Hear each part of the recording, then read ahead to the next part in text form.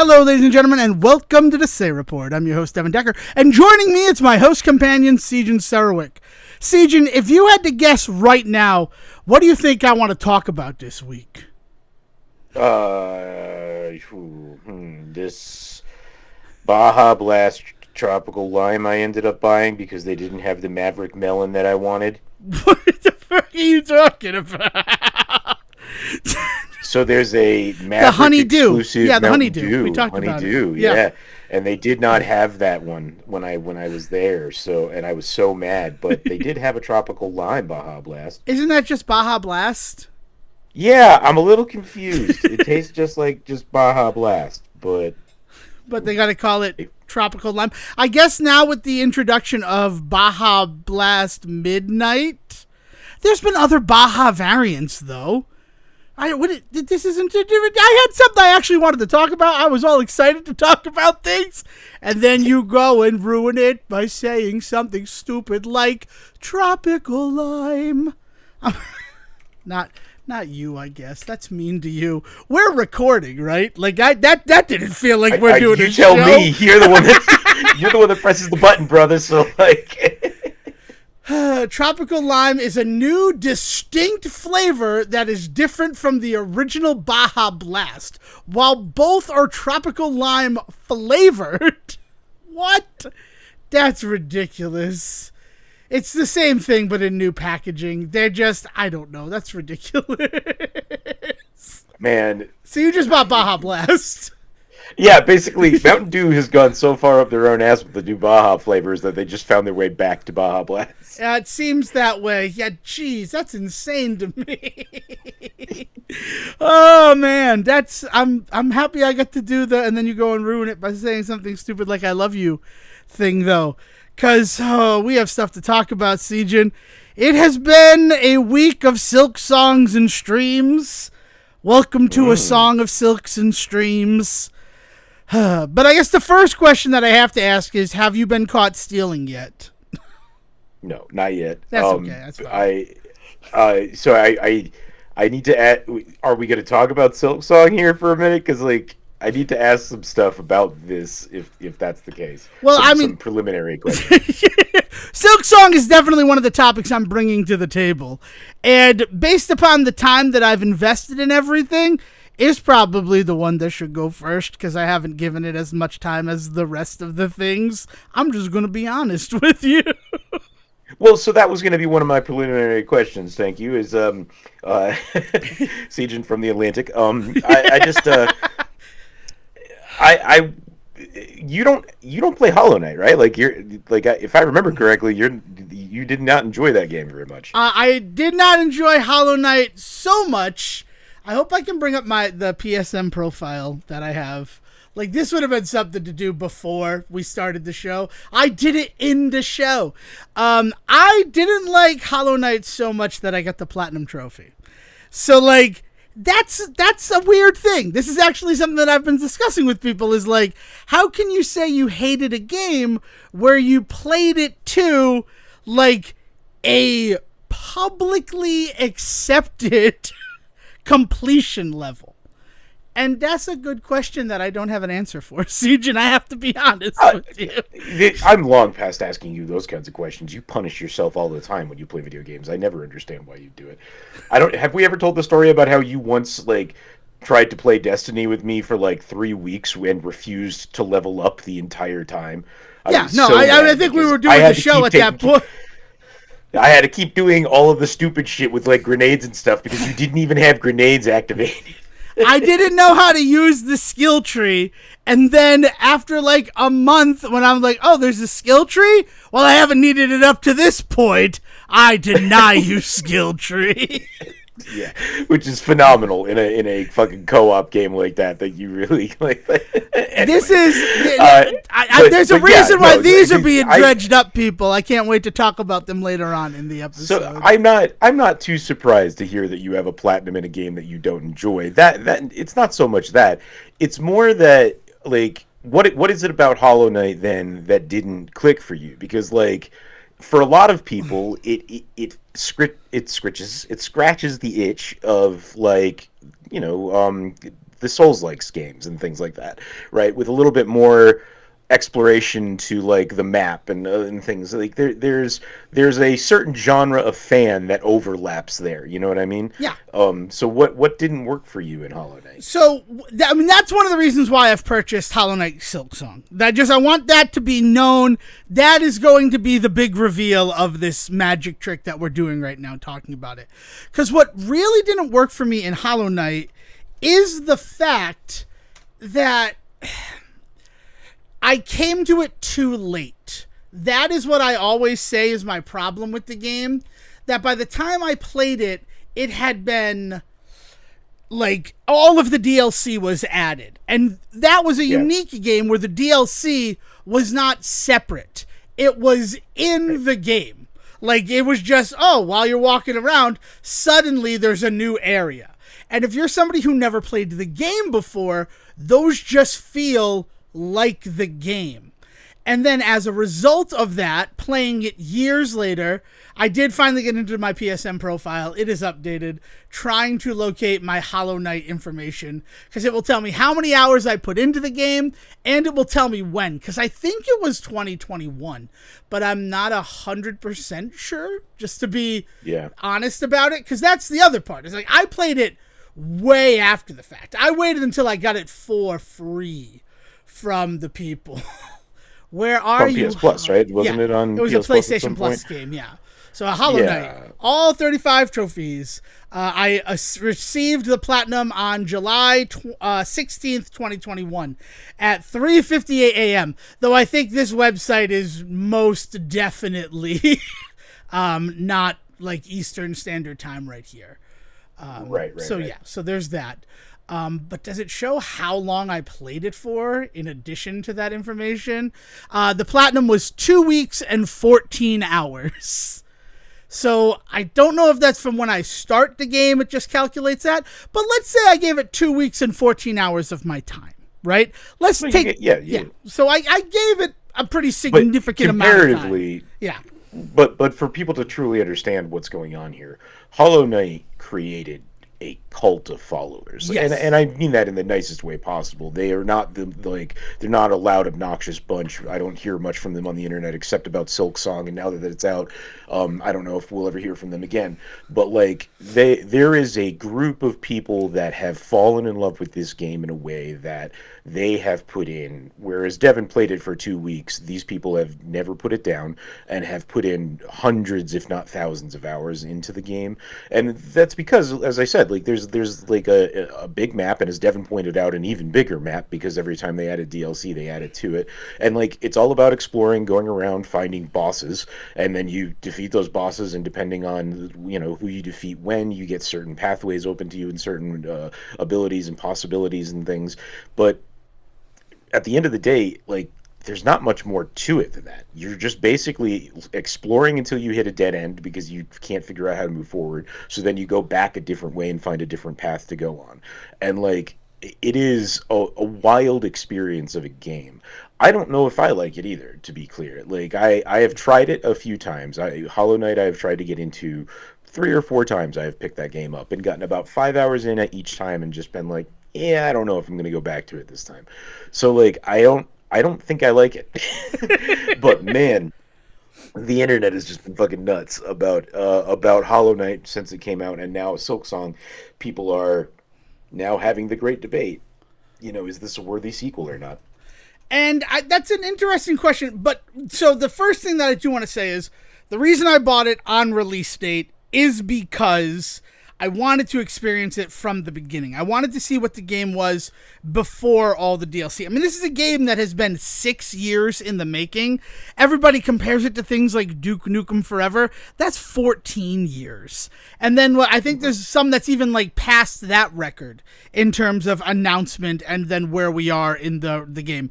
Maybe even like Grand Theft Auto 6 may have been the one that like past the thing, because Grand Theft Auto 5 was a PS3 game originally, right?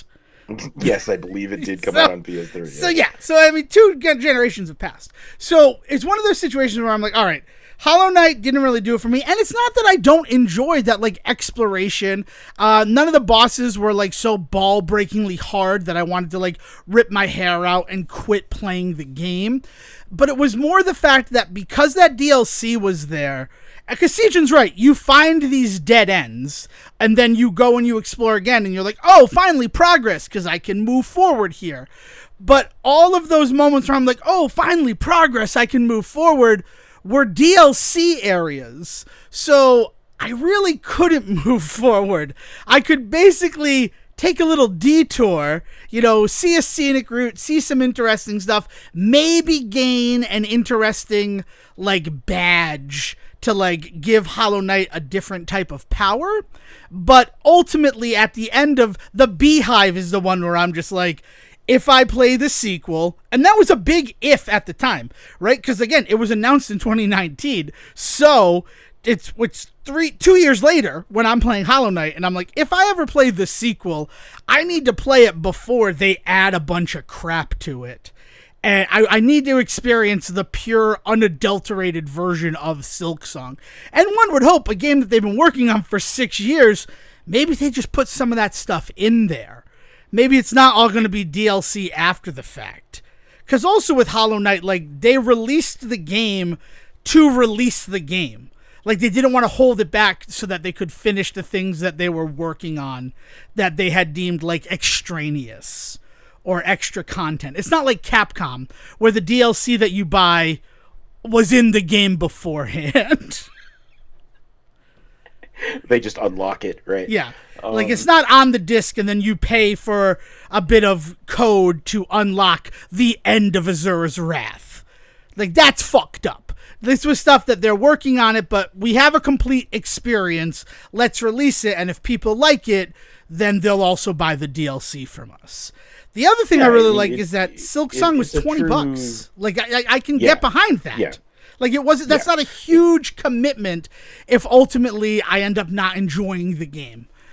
And what's the name of the group there? Team Cherry? Team Cherry, yeah. Developers? Yeah. I mean, this is the truest form of an indie darling. Like, it really is. As much as I don't like the game, I can see that this is exactly what we talk about when we talk about these, like, indie games that kind of come in and, like, just knock everybody's socks off, and, like, people fall in love with it. And that's it's still a rare occurrence even in the time that we live in, where so many indie games come out, but it's specifically because of that. To be able to find one nowadays that actually does stand out from the crowd is amazing.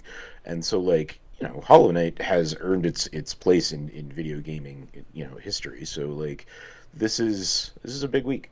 Yeah, and the fact that it actually came out, because there were numerous, even just this year, I received from somebody, like, one of the fake Reddit posts about Silksong has been canceled.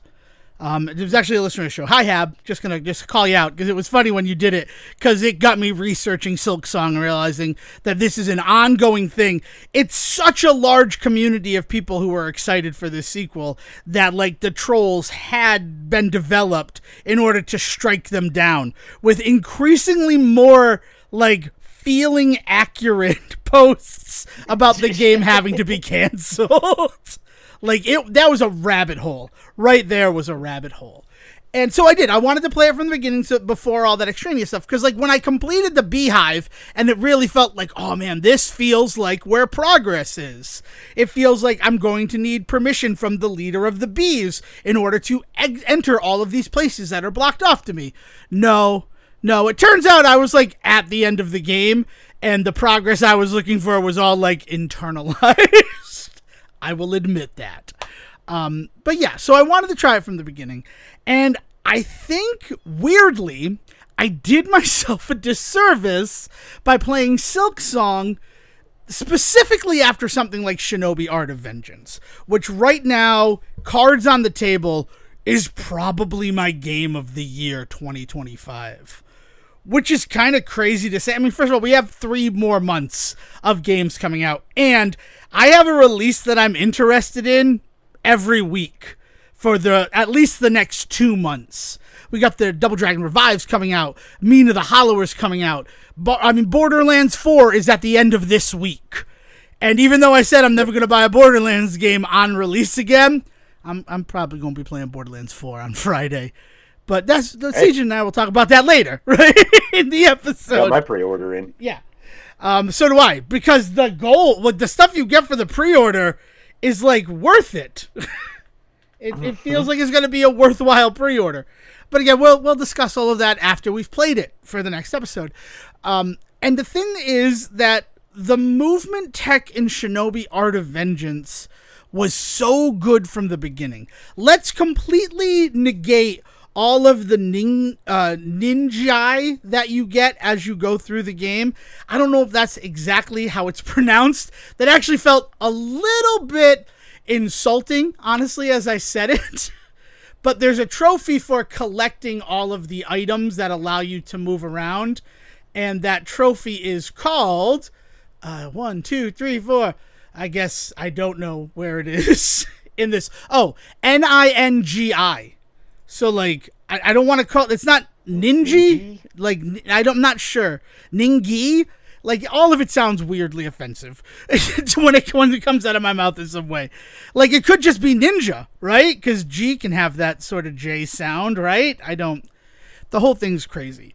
But even before you unlock the ability to climb walls, the ability to glide, the ability to hook shot, like, Joe Higashi in that game just moves so friggin' good. And from the start of Hollow Knight, Hornet does not. The movement cycle is beautiful. Like, it is almost a 1-to-1 to Alucard in Symphony of the Night, which is impressive. But I don't like that I can't attack down. That my down attack is like a dive kick in oh so many ways. And it's a dive kick that is necessary for, like, traversal a little bit. And it's not as fluid as some of the other movement tech that I've used this year in games. Like, I played Shadow Labyrinth, a game that I think was bigger than it needed to be. And honestly, the only movement tech you get is a double jump, a dash, and, like, a hook shot ability. An air dash, not just a regular dash. You start with a dodge. And a hook shot ability, right? Like a grappling hook. And that game, even though it was kind of slow paced, like, the movement also still felt really good.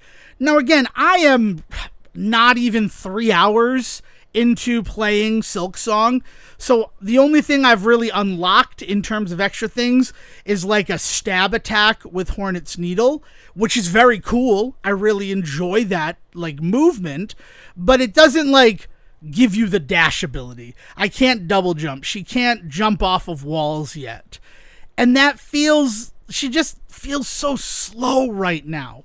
Her attack, it's just a single. It's not like a combo. It's a slash. And then look at a game like Ninja Gaiden Ragebound, where all that character, Cage or Kaji, all he can do is slash his sword. There's no combos in that, but there's, like, a nice speed to it.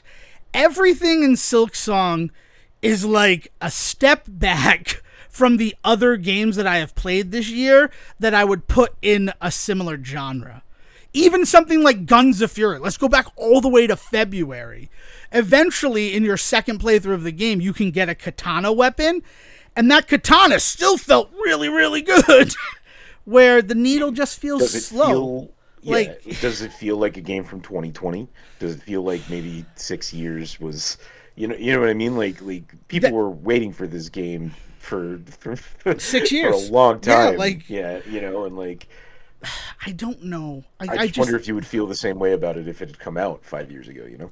Yeah, and I wonder if I would feel the same way if after I finished Hollow Knight, this was available for me to download and play, like, even in 2021. Because, like, I enjoyed playing Hollow Knight. One of the where I came up against the wall with Hollow Knight was so many times I'm like, oh, this has to be where progress is. And then it would just, like, be a dead end because I completed that section of the DLC. Like, the Beehive was the one where, like, it broke my back, and I'm like, I don't think I can say I like Hollow Knight. I like a lot of the stuff in Hollow Knight. I like that every boss, like, about halfway through the game, if you revisit the boss arenas, there's a more difficult version of that fight. And then I also like that there is an arena where you can fight an even like harder version, like a hardest version of every boss that you fought. I think that the boss rush that is required to unlock one of the endings, that is like all 40 bosses in a row without health pickups or things like that, I think that's a little ridiculous. And I'll admit, I used some like cheese tech in order to get through that. I'm not like, I wanted the platinum at that point, and I had done everything else except for that, and that's crazy. Did you ever end up playing Kid Dracula?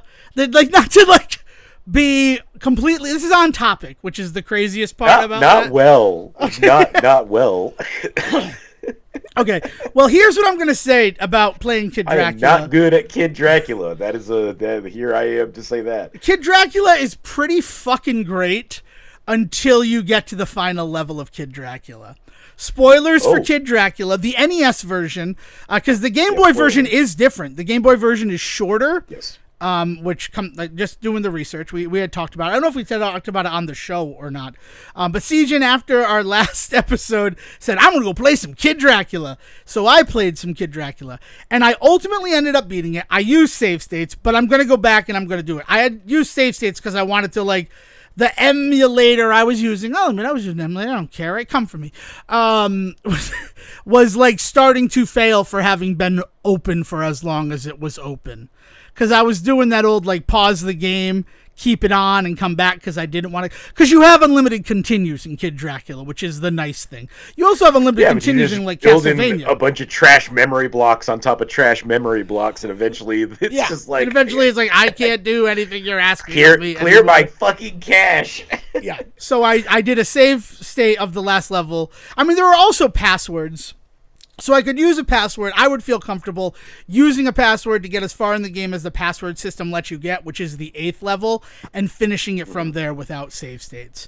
But I'm just going to do a save state. I'm going to reset this. I'm going to clear the cache, as Siegen said, and I'm going to go back. The final level of Kid Dracula is fucking garbage. And it sucks because, like, the idea is really good, but the execution is garbage. Do you want to know what the final level of Kid Dracula is, Siegen? Be it level 9 in the NES version or level 7 in the Game Boy version? No, what do they make you do? It is a boss rush and obstacle course. So it's, like, on some level, like, that feels pretty good. But, like, it opens up and you fight a tiger dragon, which is cool because it's one of the only times that you have to use one of the spells you get in the game. Not spells, but, like, every time you beat one of the first 6 levels, Kid Dracula gets, like, a little upgrade. And the 5th upgrade you get is the ability to freeze enemies, and then you can use them as stairs. But you got the bat ability the level before, so there's really not a lot of function to the freeze enemies to, like, climb up them. Because you could just become a bat and get through anything like that. Probably should have switched those 2 upgrades if I'm going to armchair redesign a 30-year-old Nintendo game. But you fight a boss and you have to use the freeze ability to do any damage because his weapons are fire. And Kid Dracula uses fire. So yeah. And then you have to use the ability to walk on the ceiling to cross over a part of spikes that is just as long as your ability to walk on the ceiling lasts. So you have to be frame perfect to get through that section. Okay. Yeah, then you go, like, zigzag back and forth as the ceiling is falling and with spikes that will insta-kill you. And there are robots marching towards you. And Kid Dracula's kind of slow. But then once you get through that, like, there's a robot in the background and you've got to fight that robot. And the only way you can fight the robot is when he's, like, on the ground because he hovers around. And, like, to get his attack, he has a drill on the bottom of his head. And he just slams into the ground, and then when he's stuck in the ground, you can hurt him. But if you don't start walking at the exact right frame, it has to be at the highest point that it is, you can't get underneath the robot without taking damage. And if you get damaged by the robot, there's like an 80% chance you're going to get stun locked and hit again. And you only have 3 hit points for this whole experience. Once you beat the robot, you continue forward and you face the final boss. But there are no checkpoints. No matter what, you have to do all of that in one run with 3 hits. You know what game does this exact thing really well? Actually, funny enough, is it's the last the pirates castle of Shantae and the Pirate's Curse. Yeah, because it is exactly this, but it's got this really neat mechanic where as you're going up the castle, you're unlocking platforms that will then allow you to shortcut up, to like later on. And you do have to do some pretty intense, like pixel perfect jumping and all that to make shit work, but at least you're rewarded with like those shortcuts and stuff, and then you get up to a pretty decent boss battle. I gotta tell you, I'm often underwhelmed by the final moments of video games. There's very rarely am I like thoroughly blown away by the big boss. Like the most I can think of is maybe like Mass Effect 2, where like I felt like they were building to this giant fucking thing, and lo and behold, I'm gonna fight this big giant fucking thing, and that felt pretty good. But like beyond that, I don't know. The Resident Evil games are pretty decent, I guess. Like specifically, I'm thinking of like the first one, the tyrant fight, where you need to like juke around him a bunch until Chris throws you or whoever it is you aren't playing as throws you a bazooka. Yeah. I like them too. Yeah, Resident Evil 2, those 2 fights are good. And then even better is when you go from an A story to the B story, and that like final fight that you get to do as Claire or Leon is awesome. Like also Resident Evil 3, I liked that one. But so are you saying that you were underwhelmed by the final boss of Shantae and the Pirate's Curse? No, okay, I was good. saying that's a good example of one. What I'm saying is that it's really rare for me to recognize that. But yeah, so I don't know. There's no way I was ever going to get to that level in Kid Dracula anyway. So I was talking to some of my like gaming friends who are like insane, like people who have world records in games, and they're like, "Why would you continue playing that?" And it's like, you see, okay, so that's where I'm at. I'm glad that I'm there. Like, it's not me thinking it's unreasonable that I have to basically perform perfectly through this final level. So you like, and it's one of those things where you don't really have the time to get better at that final boss because you have like usually 1 hit point by the time you get there. So how are you going to learn the patterns and stuff? I mean, now I'm pretty good at it. Like, because I've like practiced it, I think I could do it. I mean, if you use the bomb thing, it only takes 9 hits, which is nice. But it's one of those ones where you have to wait till the exact moment where the weak point is revealed. But yeah, so like something like Kid Dracula, it does that same sort of thing. Where like, you're a fine game, I'm doing it, and then it just gets to this point where like, ball-breakingly difficult, and the only thing that's keeping me going is what I believe will be a sense of satisfaction if I complete you. And I will say, are you okay if I ruin the end of the NES version of Kid Dracula for you? No, go ahead, go for it. So you do get a pretty fantastic, like splash screen. I'll shoot it to you. It'll be in supplemental materials as well in the Say Report Discord if people want to see the splash screen from the end of Kid Dracula. These are words that I just said.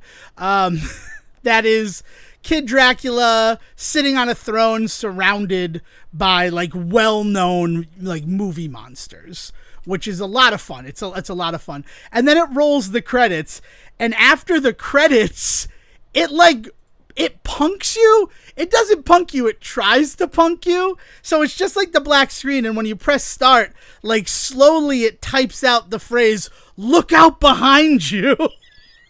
And then like you what the fuck? And then it says, made you look. And then it comes up with the end screen, which was like kind of fun, but like not worth everything that I went through to earn that. Yeah, man. Jeez. Yeah. So, I mean, that's one of those situations. And that is how I felt exactly with that, like, Pantheon fight at the end of Hollow Knight. The final boss was awesome. But the fact that you had to go through every boss before that, and even if it's not every boss, it's like every ball-breakingly difficult boss in the game. Yeah, that was just like, this was not as satisfying as I thought. And I didn't know that it was like a win condition. Like, that's an ending. Beating the Pantheon is considered a way to get an ending of Hollow Knight. The game's just an exceedingly strange experience. And it's why I wanted to try Silksong before all the extra stuff was added to it. Now, I have to say, like, in terms of the story, I'm kind of interested in it. Princess Hornet, who is the red-cloaked bug that you see throughout Hollow Knight for anybody who's played Hollow Knight but has not yet jumped into Silksong, she has been captured and brought to a faraway land called Farloom. Oh, Silksong, I get it. And as they enter, like, a field in Farloom, all of the soldiers who are defending her, like, who are escorting her in her cage, are attacked by, like, ethereal threads, and then the ground opens up beneath you and you fall. So then Hornet is free, and she's now trying to get to the bottom of the mystery of Farloom. And, you know, I fought one boss, and it's the fast travel bug that you ride on, which I thought was cool. Okay. That, like, I had to actually defeat a boss to unlock fast travel. But the fast travel, it was the same in Hollow Knight, where you had to go to specific stations. I'm like, I thought you could travel between benches, but you can't. It's just that by most rest benches, which are the save points, there is a travel station. So they just feel, like, close together. But in my head, I'm like, I think you could just warp between benches, but that's not the case. So I'm not going to spread slander here. You still had to go to special stations to travel, to fast travel around the map. And again, I don't know if that was there from the beginning. Look at something, again, like Guns of Fury, where people were like, we want better fast travel because the way that you have it set up is terrible. And then the developers added in better fast travel. You don't unlock it until literally the last room before the final boss of the game, but they did add that to the game. And I'm sure anybody who plays it, like, that's a thing that they will now consider a part of Guns of Fury if they weren't playing it those first 2 weeks that it came out. But yeah, it's been interesting. Yeah. Like, Twitch everybody was playing Silksong when it released. Like, it was difficult to find anybody who was playing anything else. I ended up, Grand Pooh Bear was playing Bart's Nightmare, that terrible Simpsons game from the Super Nintendo, where, like, notoriously the manual is incorrect on how to navigate between levels. Yeah. So, like, that was nice. Like, I got to watch some Bart's Nightmare and then be like, I guess I'm just going to not be on Twitch. I'll find another way to entertain myself, which is going to be part of the second of this episode of things, the streams part of this episode. All right. But yeah, so, I mean, I'm not upset that I've jumped into it. And again, it was only $20, right? Shinobi, from the start, it's like a $35 game, right? Ragebound was $25. Like, $20 is that, like, okay as an exploration, as like a experimental. I mean, like, I'm somebody who's pissed off at Donkey Kong Bonanza, and that cost me $70. So, like, no, $20 is that right price. Where I also think that, knowing now what your history was with Hollow Knight, I think it was a safe enough bet that you were going to get $20 worth of fun out of this thing, right? Yeah. Like that idea that you may not love this game by the time you're done with it, but for $20, did you get $20 worth of fun out of it? Yeah, probably. Yeah, and I'm not done with it. Like, even though I had hoped to play it more, but instead, you know, we had some deadlines. Like, people who weren't going to be around, so we wanted to make sure we finished all the shows we were in the middle of. I had stuff I wanted to make sure I finished before sitting and talking here. So I'm like, I will be able to give Silksong more time. I'm okay that because there are some people who are like, oh, I can't play Silksong because I won't be done with it before I have to, like, go away on the 12th. Like, I'm traveling on the 12th of September, and I don't want to travel and then be like, oh, all I want to do is play Silksong. But then other people are like, I've already completed Silksong. Yes, just the any percent, but, like, now the rest of it I can do at my leisure because I've rolled credits. And so, like, oh, okay, so it's not insanely large. It's not like in 6 years of development, it was because they were making the game bigger and bigger and bigger. I mean, possibly for the 100%, who knows? But, like, to get the any percent, like, somebody finished it, I think, within, like, 8 hours on their first run. That seems reasonable to me. Just, yeah. So we'll see. Especially for the type of game loop that I expect is going to develop for that game, because it's the one that developed for Hollow Knight. It is going to be a lot of returning back to the game and starting over, trying new things, or even going into your your save file that you finished on, and even taking that in a different direction and things like that too. There's just people get very into like challenges, whether they're actual trophies or like self-inflicted ones, but with Hollow Knight. So a 10-hour experience sounds good because it means that it's easy to jump back into when you want to experiment a little bit. Yeah. And that's been my argument about gaming recently, is that the games go on forever, where if it's a nice enough, like, tight experience, there's a good chance I'm going to jump back into the game and want to do something different. I mean, the fact that I cleared Shinobi Art of Vengeance twice in the, like, 6 days that I had the game, that's because that game was a nice, like, digestible experience. Cool, where, man. Like, that some people say that the pacing in that game is off is insane to me. Though, again, I am somebody who skipped all of the story elements, so possibly watching the story stuff, it makes the game feel longer or paced incorrectly. Oh, you skipped that 5-hour Kojima-directed cutscene? Oh, you skipped all the cutscenes in Metal Gear Solid 4, so what, you finished it in 10 minutes? Yeah, wait, did it not take you 10 minutes? That's why Kojima makes some unskippable scenes. I was going to say, those are unskippable fucking scenes, though, yeah.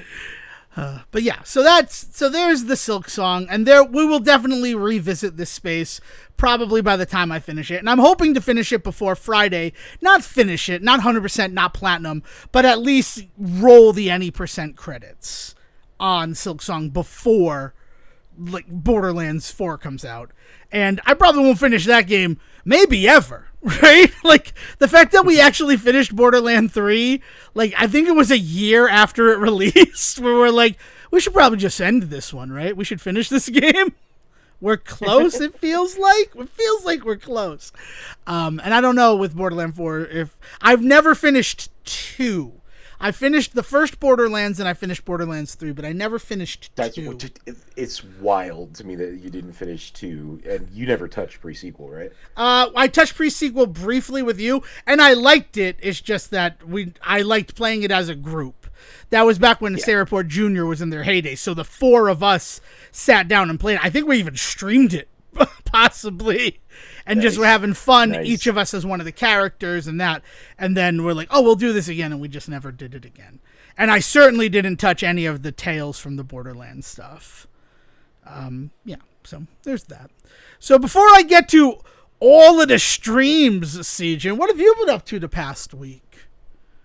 So finished up Shantae. Got that wrapped up. 10 hours in game. And it was a good time. It makes me want to play some of the other ones again. So I've been poking around at some of the other Shantaes to see if there's one that I really want to get into.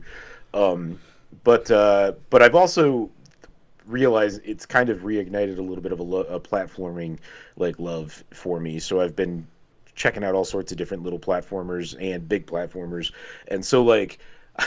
And on the big platformer side of things, I've started a new Mario Odyssey run. Nice. And it's wild playing that game from the beginning, knowing kind of what the groove is. Like the first time that I played Mario Odyssey, I think it took me until probably the Metro Kingdom to really kind of realize, like, I don't have to listen to the cutscenes.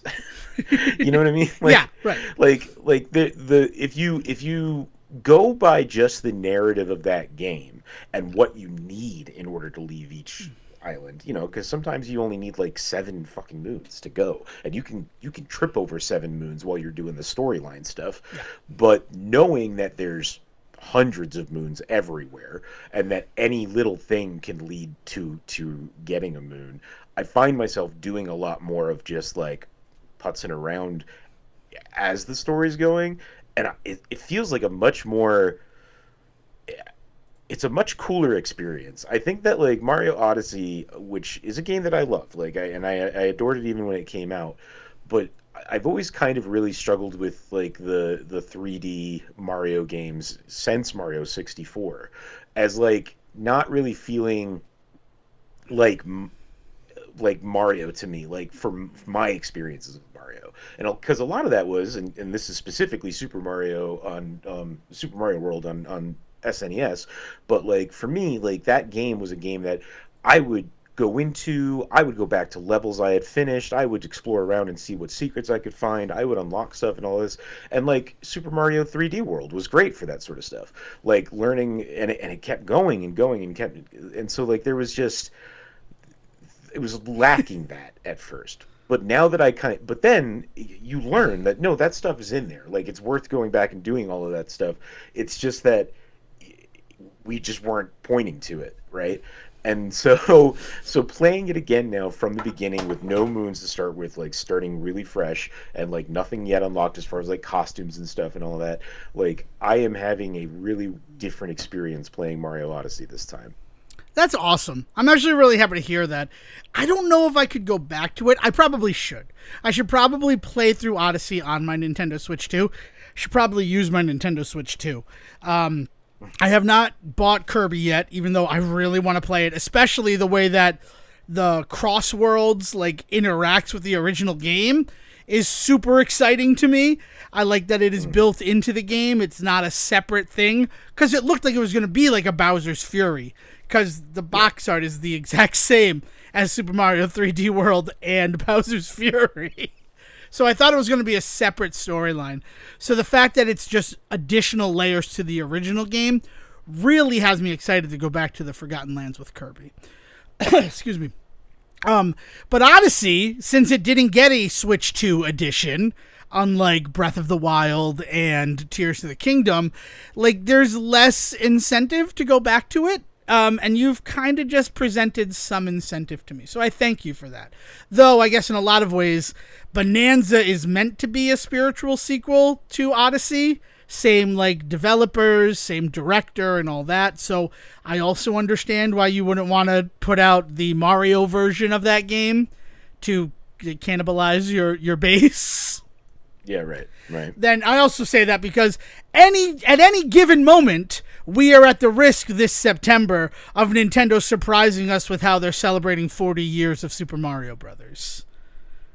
Right? Like there's all sorts of rumors. If they do it all, I don't know, because apparently 35 is the new 40. Like this is what we do now, is we celebrate the 35th anniversary of things, which is wild to me that we just pluck that number out of the air, but there it is. Yeah.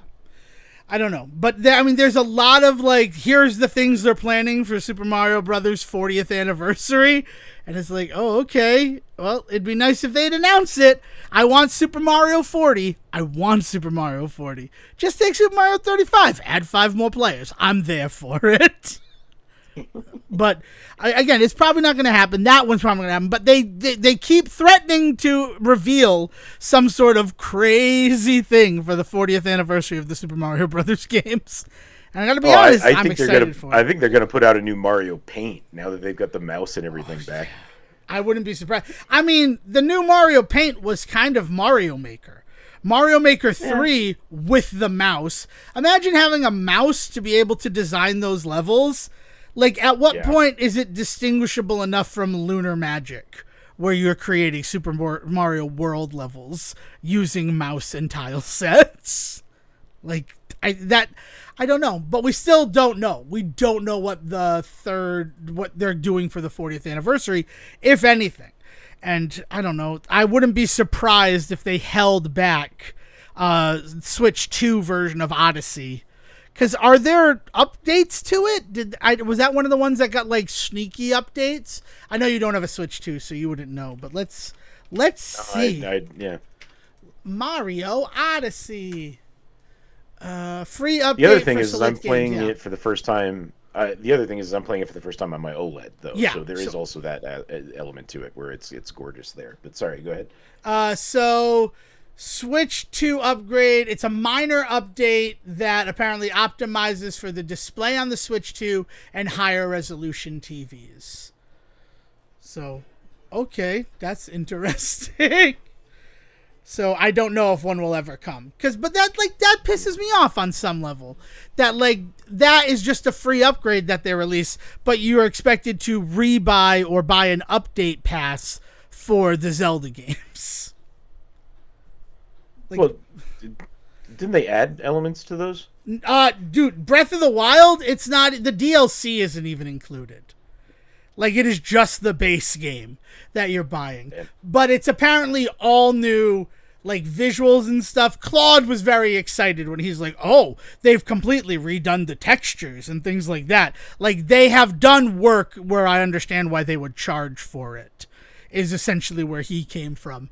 But then I wonder about, like, the optimization to work on better TVs. And then it just goes back to that fact that if you use the Nintendo Switch emulator to play Switch games, you could have them running in 4K and, like, 144, like, 1440. Like, it felt like that was built into the games, but they were held back by the system. But they're like, yeah, we'll still build them at that because the next system will be able to take advantage of that. So, Right. yeah, I mean, that's a good way to do it. I mean, it is nice when games grow with the system, but also if I buy a new system, I'd like new games. And that has just been, I'm just crowing the same stuff that I've been crowing this whole time about the Nintendo Switch 2, and I do apologize about that. But it's just kind of how I feel. I don't know what to tell you. So anything else besides Pirate's Curse? Like, what do you think? If you had to say right now, and we're not going to hold you to it, what Shantae game do you think you would go back to of the other ones that you haven't played? Half Genie Hero, I think, would be the next one for me. I like that one. I like the design of that one. What I really like is the Risky Boots version of that game, because it's all the movement tech from Pirate's Curse. Yeah, so that's the big thing about Half Genie Hero is it's got like 6 or 7 different modes, and there's like there's a weird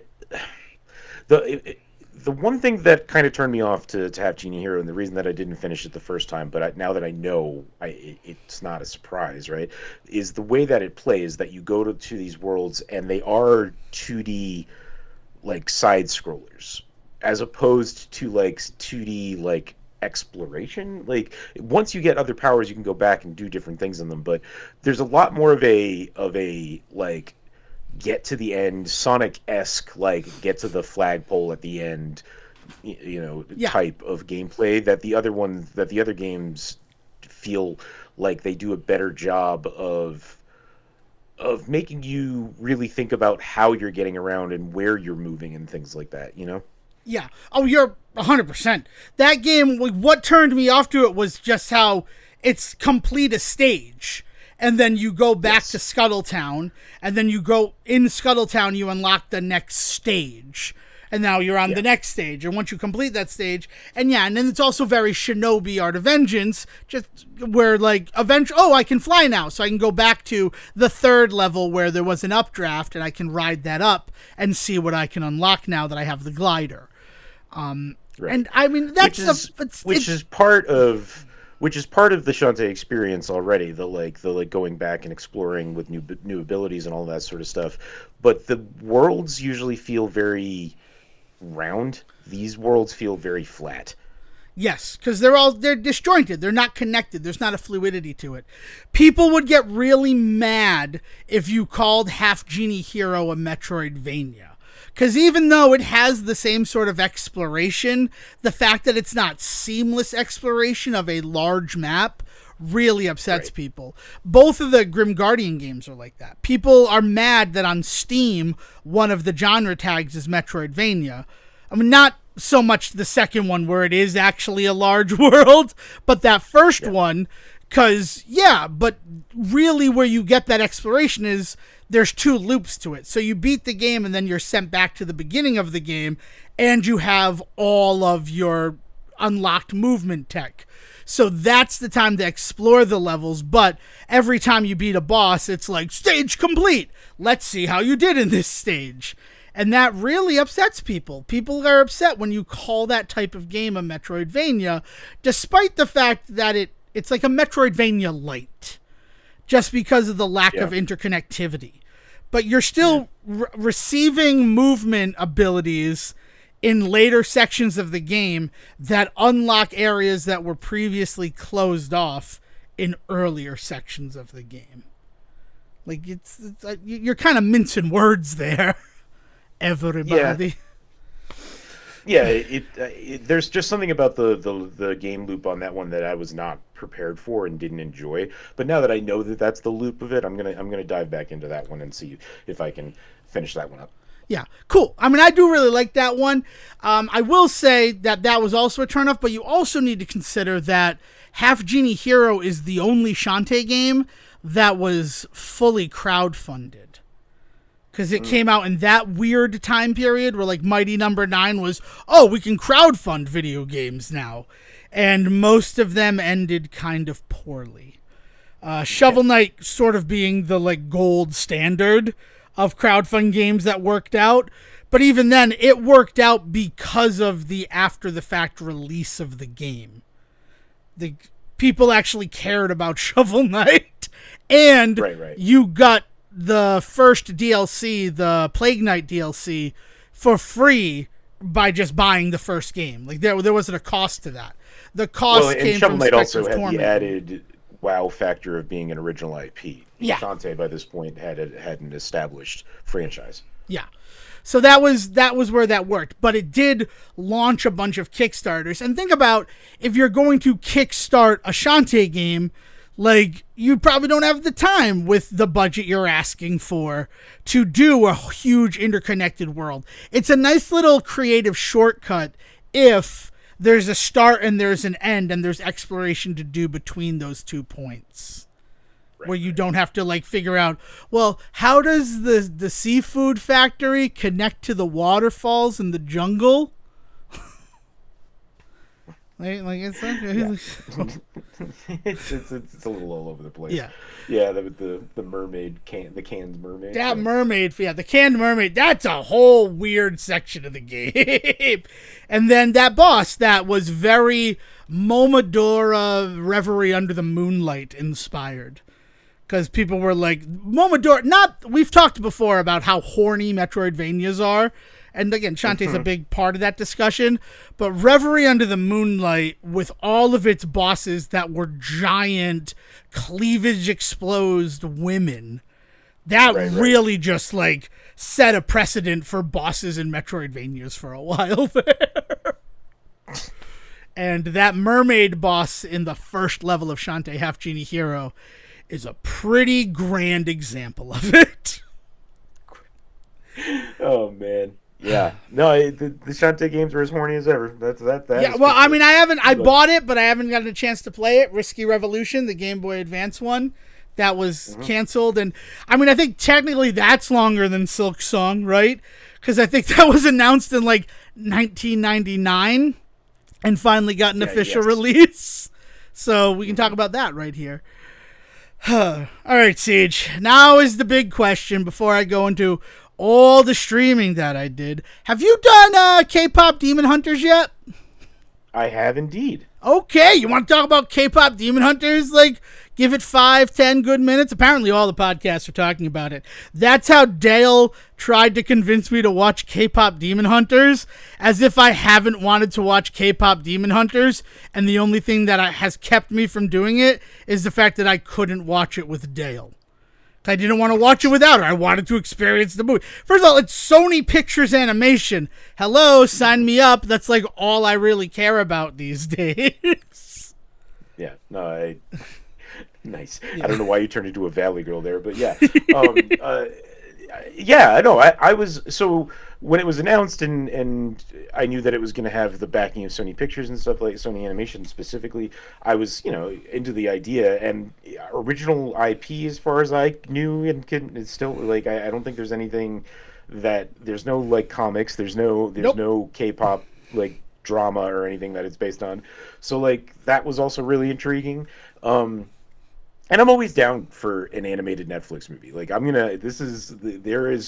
there's always a risk that they're gonna be dumb and to the point where they're unwatchable, but that is very few of them have I found unwatchable. Yeah. A lot of them have been just a good time to get a little altered with friends and hang out and watch an animated movie. So like all around, I was ready for this movie. I honestly couldn't tell you why it took me as long as it did for me to get to it. Not because I was avoiding it in any way. I just it did the usual circles I run in that we would have watched it. They either had watched it on their own, or for some reason or another, they were also putting it off. And so, like, finally, I had somebody last week that was like, "Hey, you want to check out K-pop Demon Hunters? Is this the time to finally pull the trigger on that?" And I was like, "Yeah, what the fuck, let's hang out." And so last Tuesday night, actually, I watched it for the first time. I watched it right before we recorded today. That's why I was a little bit delayed in starting. Was like, I'm like, oh, I have laundry and stuff to do. And I'm like, oh, but let's watch K-pop Demon Hunters, because you're right. We have the opportunity to watch it. And I've wanted to watch it since it dropped. So, like, let's do it. But I really liked all the podcasts are talking about it, Devon. Maybe you want to watch K-pop Demon Hunters. And now we're one of the podcasts that is talking about it, for better or for ill. Do you want to take a stab at my favorite part of the movie? Like, it's kind of my favorite part of the production in general, because it does something that well, take a stab before I say too much to ye, Sejin. I mean, are you about the production in general? I mean, is it the like the way that the dance stuff is basically just motion capture, just actual K-pop, like dancing and music? No, I mean, that is really cool. I mean, the film looks incredible, but no, what it is for me is the fact that the final song, this is the kick-ass, all of our power behind it, we're going to defeat you with this music, is the best song in the movie. and I know that might sound crazy, but like, think about how many things and like musicals and things where you see where the best song is not the final song. No. Well, especially when the story is, this is going to be the song that wins us the prize, whatever that prize may be, whatever MacGuffin we're going for. Yeah. This is the song that's going to get that for us, right? And then they play that song, and you're like, that's great, but your song from earlier was actually better. And I was worried that was going to happen with this movie, because Golden comes early in the film. Yeah, Golden is excellent. Soda Pop is really good. Song. Like, I mean, for all the fact that it's like, spoilers for K-pop Demon Hunters, like, just sorry that we didn't say it earlier. It's been out for like August 23rd, 2025. Has it really only been out for? That can't be true. I can't possibly. We can't be that we just watched it for the first time. I think it released in theaters with the sing-along version on the 25th. Let's see when that came out, though. You can do that while I'm talking about this. It's but spoilers, because Golden is excellent. Golden's one of those songs. That's really, really good. But by the time they get to what it sounds like, and I'm just like, they don't do this. Movies don't do this. And then I started to wonder. June 20th, by the way. June 20th. Okay, yeah. June 20th. Thank you. So it's been out for like 3 months almost at the time that we're releasing this episode. So sorry about spoilers. If you want to go see it, go watch it, because don't let us ruin any more. We haven't really ruined that much, except for saying song titles, which will kind of not mean anything to you except for Golden, because that one's actually told to you that that's the name of the song. The fact that the music just kept getting better really blew me away. And the fact that the song that was we're beating the final boss with this song was legitimately, I felt bad for Twice. Like, they show like a real K-pop band performing the song Takedown at the end. And first of all, they're performing a song that, like, the whole movie, the narrative around Takedown is the fact that, like, this song is too hateful for us to do what we need to do with this song. Like, this is a bad song. And then, let's get a real K-pop band to perform the bad song. And then the fact that it comes out, it's performed and is in the film after what it sounds like, which, like, got me fucking, I was all amped up and ready to, like, kill demons listening to what it sounds like. So that really blew me away. Because, like, I think about, like, my biggest example that I always use is something like Pitch Perfect, where the Bellas are a good group. They're a good a cappella group. We see some really great performances from them in that movie. There's no way that they should have beaten the Troublemakers in that final performance. The Troublemakers performance is so fucking good. The fact that the Bellas win with a fake mashup that is a real song that was released to kind of sound like a mashup that existed before the movie was weird to me. And it will never not be weird to me. Sorry, Pitch Perfect. No, there's plenty of examples of these kinds of things where like it's supposed to be like the big thing, the big reveal. I think that the one that I always think of is weirdly Sister Act 2 is there's like a better song that they do all together that is much more like choral and makes much more sense, and then like the song that they do in the final like moments of that movie is fine, right? But it's not the best song we've heard in the entire movie. Credit to Dale for this one. Think about You Can't Stop the Beat in Hairspray. It's pretty good, but like that's what you're closing the number on? That's what you're closing your show on? Is You Can't Stop the Beat?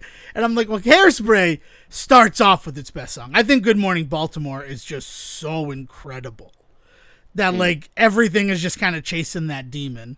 And possibly the duet between Walken and Travolta in the movie version like gets close to it. No, but never in like the musicality. Like Walken is fun to watch, but he's not like he's sing talking that whole song. Yeah, right. But yeah, man. But I'm so happy I watched K-Pop Demon Hunter. It's a really great story. Like you said, original. I mean, original in the fact that it's not an existing IP. Like, you're kind of touched on a lot of my problems with, like, the Jedi in Star Wars.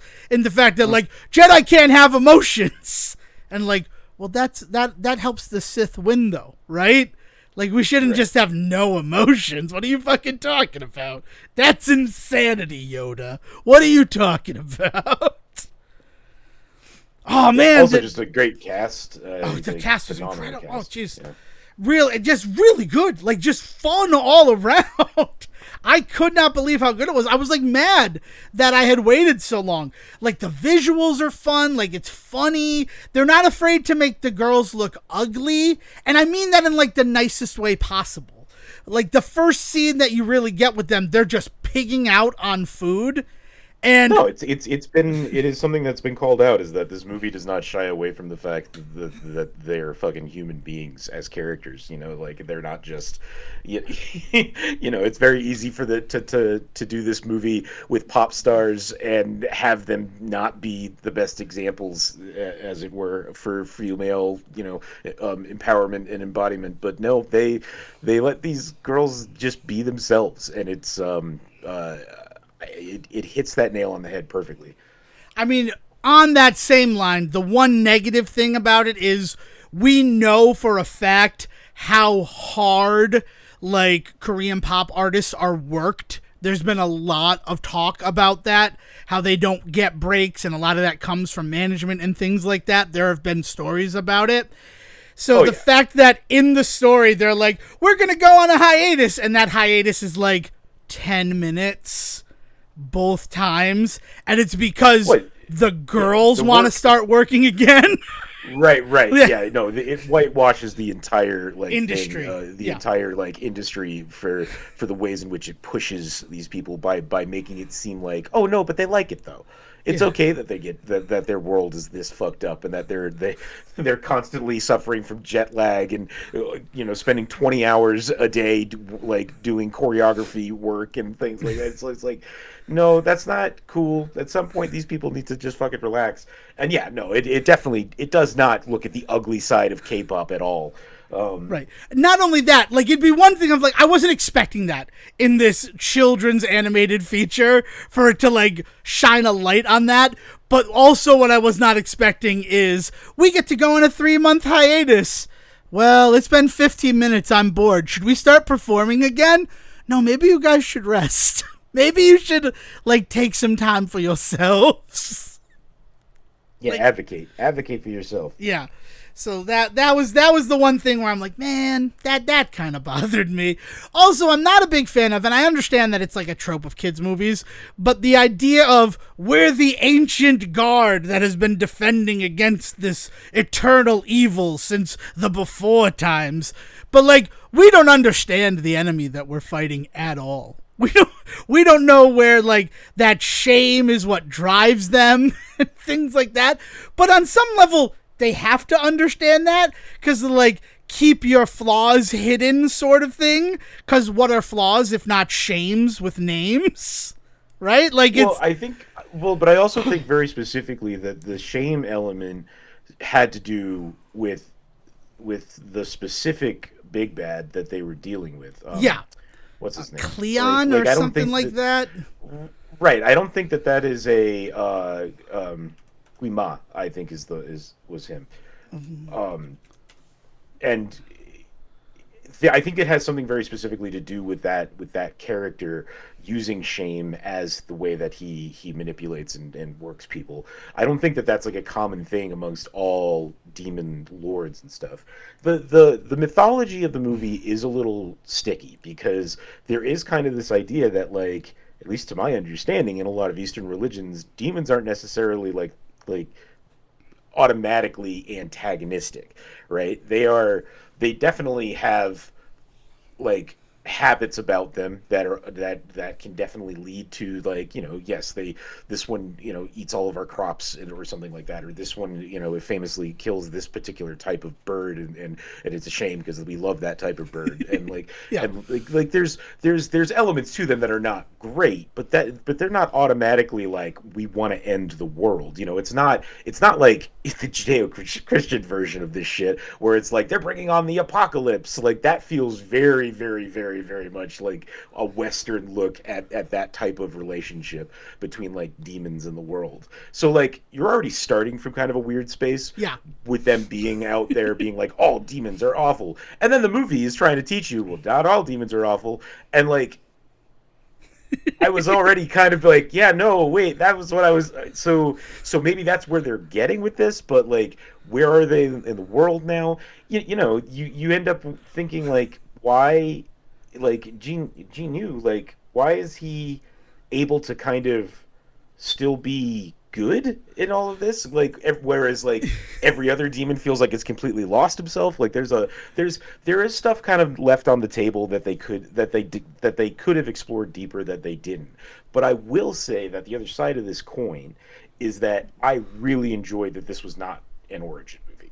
This was not watching some superhero origin story. Not only was it not an origin story for like the grand story of like demons trying to enter the world. That's just a part of the history of this world. Demons have always been trying to enter this world, and it's not an origin story even for the girls. By the time we meet them, they have trained their whole lives to be exactly what they are. So like it was just like, it was so refreshing to just be in a story with like capable people and like watching them come up against something that was a little bit above their abilities for the moment. Like that felt good.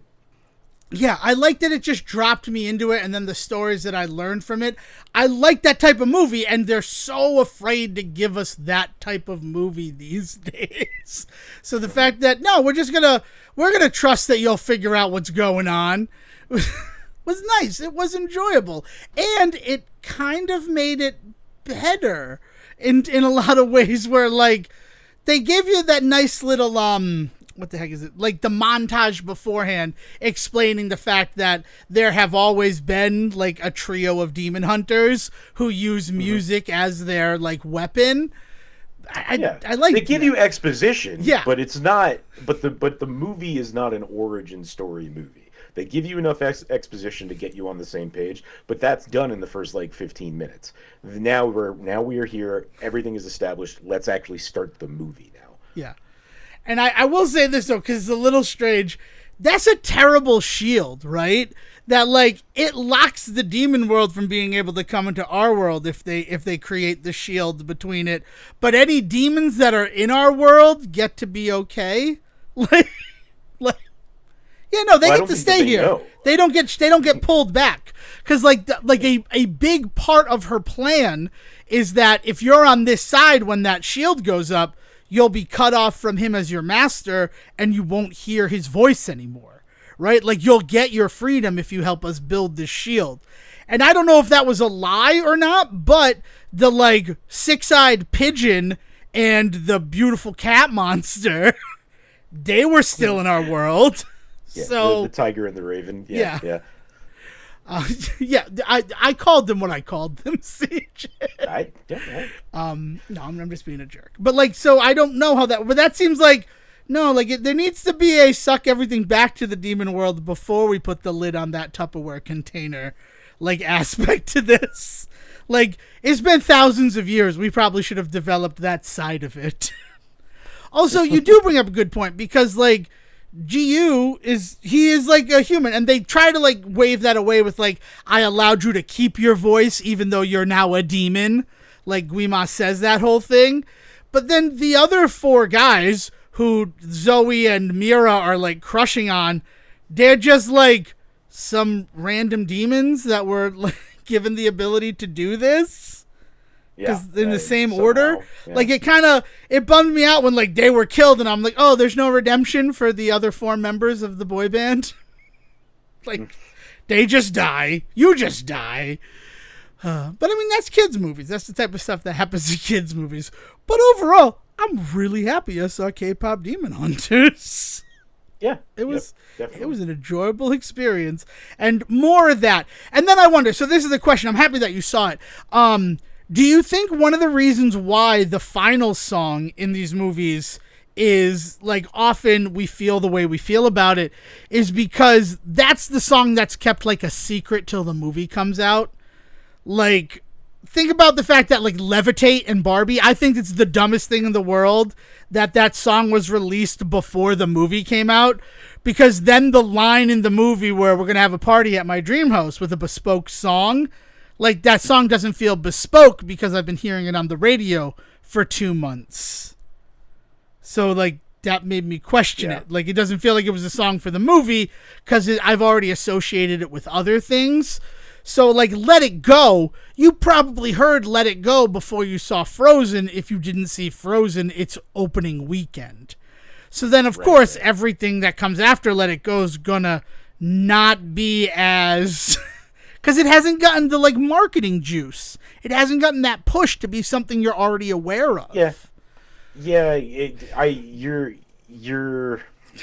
I come from a very tainted pool in this regard because of the history of musical theater, where people listen to soundtracks galore long before they ever see productions of these things.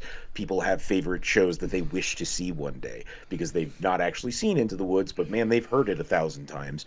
You know, that kind of thing. I mean, I think we've talked before. I grew up on not Les Mis, but on the 10th anniversary concert of Les Mis that they would play on PBS every donation during the drives, like the pledge weeks. During the donation drives, like so. Like I never saw a full-on Les Mis production until I think I worked on it once in high school, and like, but by that point, I had been listening to the soundtrack since I was 2, younger than that even maybe. So like, there's just there is a type of person in the world that's already kind of doing that sort of stuff, and I don't know if everybody is as affected as you are. Well, no, it's not just me, because like even you were like, that was something I was afraid of, because they kick off this movie with Golden, and it's like, where's it going to go from there, right? It's one of those situations where like it's a thing that even entered your mind, even as somebody who comes from that world. Well, no, like I just that was just because Golden was so good and felt like, and then they were like, we need a new song, and I was like, you don't use that song. That song was already working to turn things gold. Yeah, right? I don't understand why you need a new one. Yeah, well, and the fact that Takedown is like deliberately written to be, it really exceeded my expectations there. Where I'm just like, oh man, no, they're just gonna go back to that one. But no, we have a new song, and it was cool. I did like that part. And you're right, there is some sort of taint with the whole musical theater of it all. I mean, what about like Seasons of Love? That doesn't open Rent, right? Like that opens the second act of Rent. Or does, like, because the movie opens with Seasons of Love, and I was like, oh, that was weird. I don't really think of that as the first song in Rent. Yeah, I don't know if that's just a movie thing or not. I will be honest right now, I've never seen Rent done on stage. Yeah, neither have I, I'll be honest with you. Original motion picture soundtrack is not going to help. Also, the internet is just not happy with me here. I'm just going to be honest with you. Larson, 2 CDs. Why are you not happy, internet? Like, I'm recording. Is it working? It's working. We're fine. Okay. But like, I'm pretty like, well, like looking at the album, right? I have like the show more. Can you just look up the Broadway album? Because it's not working for me and it's kind of bothering me.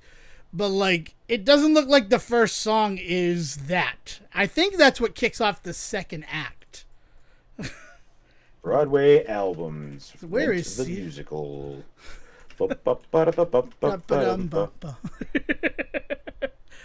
You can light my candle. Seasons of Love is the 26th song from the Broadway musical Rent. Mm-hmm. So, yeah. So the movie version opening it, the song is performed in the opening scene of the movie. Yeah. So like that was the thing. Yeah. So you see those little interstitials at first where it's the voicemails and stuff. Yeah, like and the that tuning up and stuff, right? But then Rent is the very first song. Yeah, but Rent is not Seasons of Love. No, Yeah, it's not. so, Right. Yeah, Yes. those are two different songs. The very first song of the show Rent is Rent. Which makes sense. So there we go. I just wanted to confirm that I'm like, that's not me being like remembering wrong, but because of exactly what you talked about, like Seasons of Love sort of became the breakout song from Rent. Of course, I'm only saying that because of my musical theater course where we're going to gauge your vocal performance. You can either do Seasons of Love for Rent or Try to Remember from the Fantastics.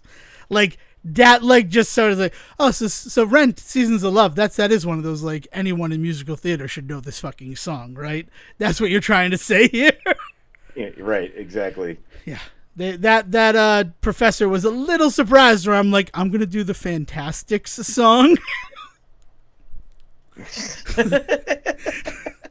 What? Why don't you want to do Seasons of Love? Everybody's done Seasons of Love. I want to do the other one from the Fantastics, starring Jerry Orbach. I want to prove to you that I'm like a deep, like, knowledge sort of musical theater guy. Yeah, so I'll do one from one of the other most famous plays of all time. I mean, it's but she was surprised that in our group of people, I was one of the only people who did the song from the Fantastics instead of Seasons of Love. I was edgy and punk when I was doing those kinds of auditions. So I was doing music from Avenue Q. Of course you were. That is the most Siegen shit that you've ever said. What'd you do? What was your Avenue Q song for your audition, Siegen? Blow us away. The BA in English. Nice. Perfect. I was doing one of the only times I auditioned for a musical.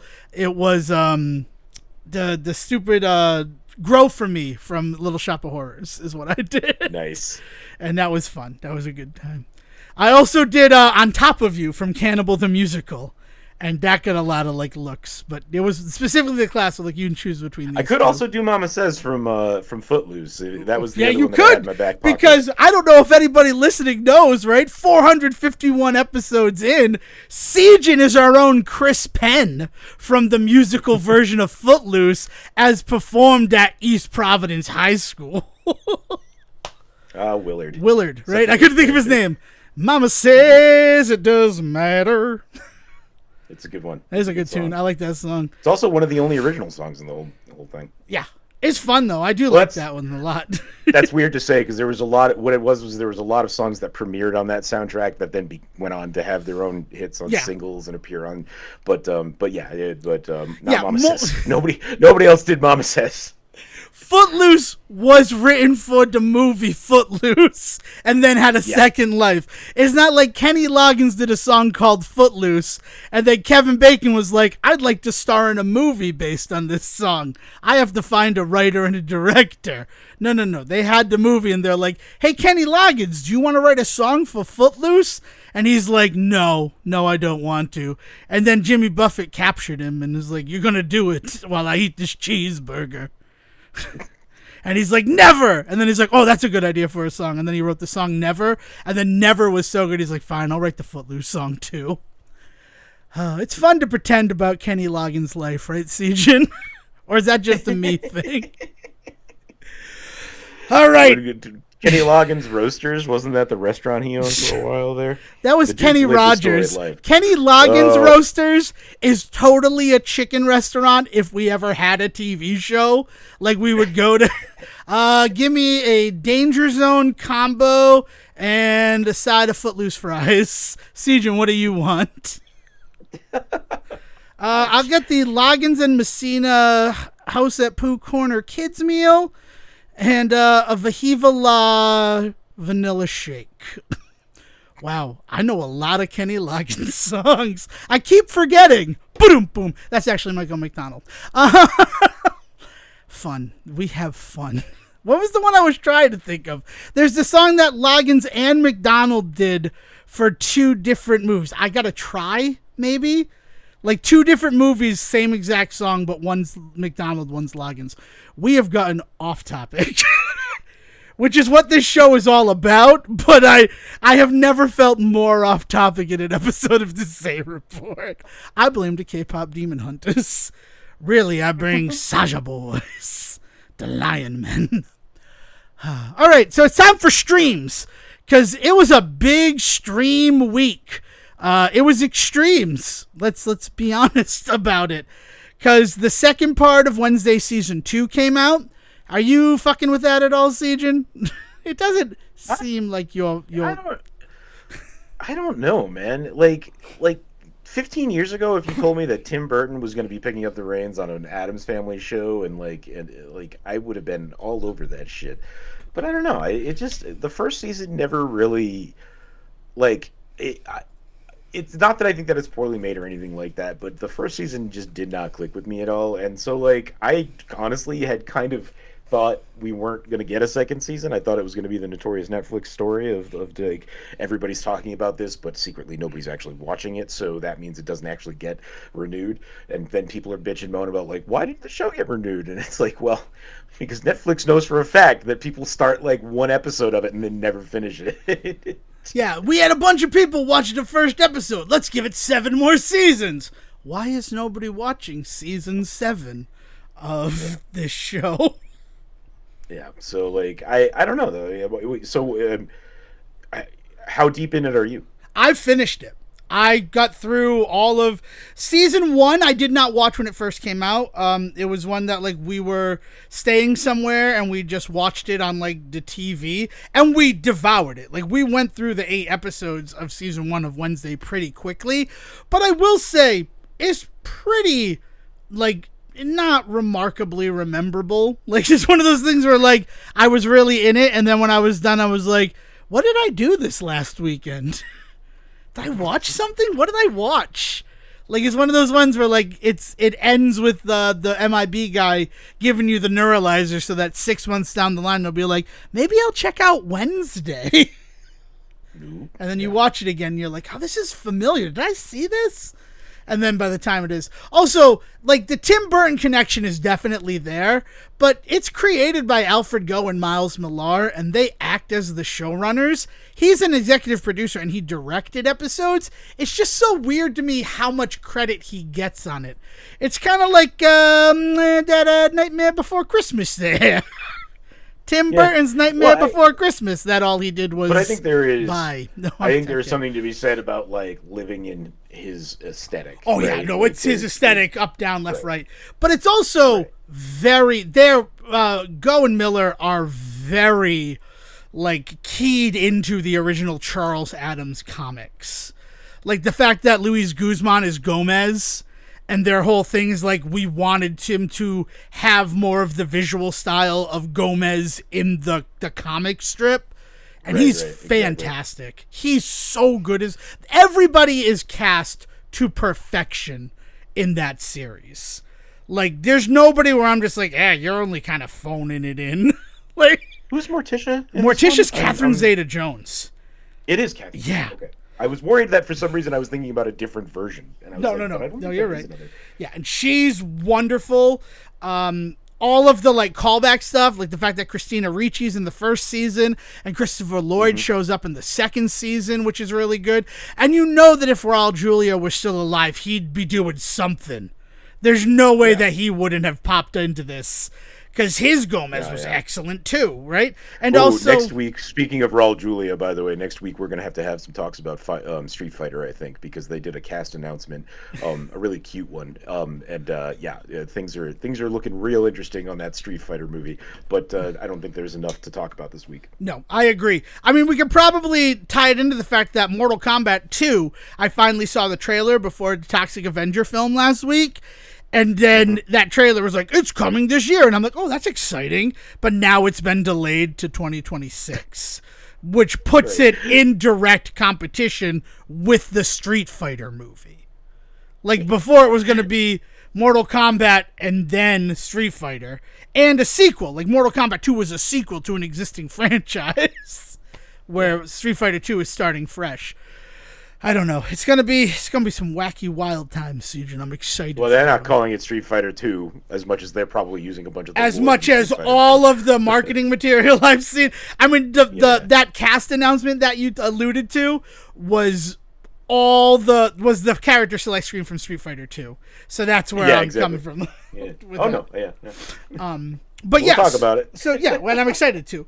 But yes, it's one of those situations where, like, Wednesday, it's good. It was interesting that they broke it up into the two parts, especially because I feel like either they were told it was going to be broken up differently. The 5th episode felt like a finale, and it's like I feel like they thought that was going to be the end of part 1. And then this new story that they started for the last 3 was going to be part 2. Like, it just really felt like it finally comes back, right? We've been sitting on our hands for a month waiting for the resolve of what happened in episode 4, which admittedly, spoilers, the 4th episode ends with Wednesday falling into a coma because of something that happens in the episode. But, you know, it's like episode 5, she wakes up from the coma, and then all of the dangling plot threads are like tied up, and it's like that felt like what would keep me watching after this, especially when I look at the next episode and it is an hour. I think it's like an hour and 5 minutes long.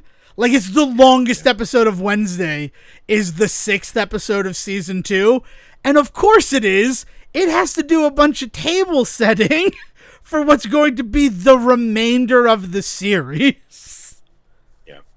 Like, I mean, of the season. Because I believe it's already gotten renewed for season 3. I'm not 100%, don't quote me on that.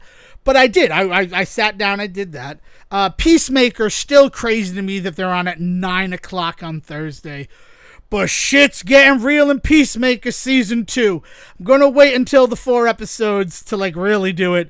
But credit to Dale. She noticed something in the 3rd episode that, like, really just kind of terrifying for what the other dimension might be and what might be going on in it.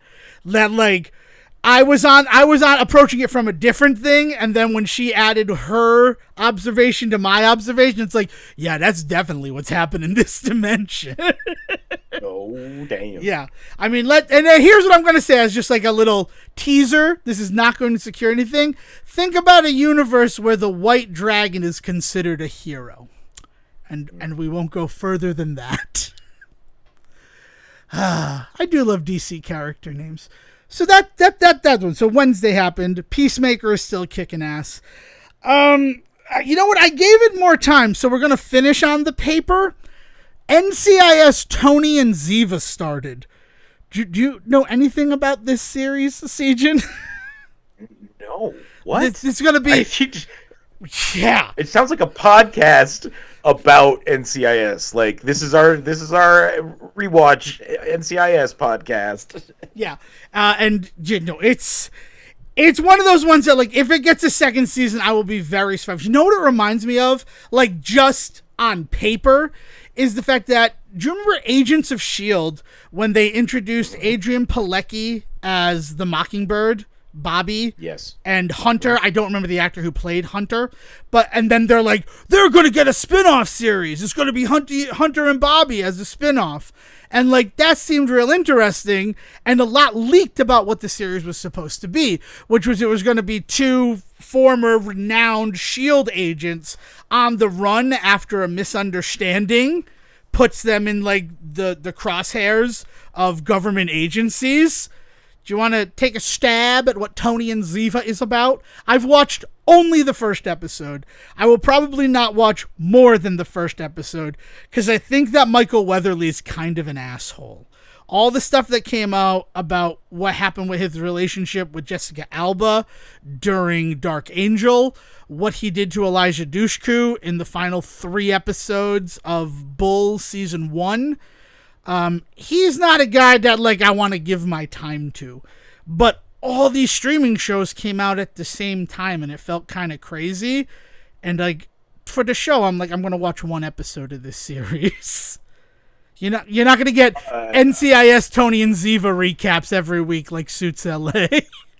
So like NCIS, like are they crossing over with Jag again? Do they just go back to Jag? I would love that. I got to tell you, if NCIS just became Jag again in its 24th season, I think this is, I would be there for it. I would sign me the fuck up for that because I liked Jag. I like Harmon Rab. Oh, wait. No. NCIS was just Jag on the water. This has to be Jag in space. No. Do they go to space? NCIS was not Jag on the water. That is the most reductive thing that I have ever heard you say about NCIS. Specifically about NCIS. You've been pretty reductive about other things. It's more about the fact of like the investigators. Because Jag is the courtroom drama. Jag is A Few Good Men, the TV show, if Maverick from Top Gun lost his ability to fly jets and became a lawyer. So, which is also weird because Tom Cruise plays both Maverick and Daniel Kaffee in A Few Good Men. They understood the assignment, is what I'm saying. When I say that, like, Mad About You and Seinfeld are the TV adaptations of When Harry Met Sally, Jag is the TV adaptation of Top Gun plus A Few Good Men. And it really works until the 9th season, where they do Iceman and introduce the NCIS agent Jethro Gibbs. I'm pretty sure that Tony DiNozzo's in that one, too. I think they're both introduced in that episode. And then the next season, NCIS, and it's become this juggernaut. To the fact that, like, 6 distinct NCIS series are running this year. Is that correct? Yeah. Are there 6? No. Did one get canned? Which one? Didn't one get canned? I don't know. Yeah, Hawaii got canned. So it's 5. So it's NCIS, NCIS Sydney, NCIS Origins, NCIS Tony and Ziva. So I guess it's only the 4, because another one got canned as well. But like at one time, there were 6 NCIS series in active production. Like that's just a fact of the matter. And like LA, New Orleans, Hawaii. Yeah, it was basically like its own little business, like cottage industry within Hollywood was to be making NCIS shows. Yeah, and it's not stopping.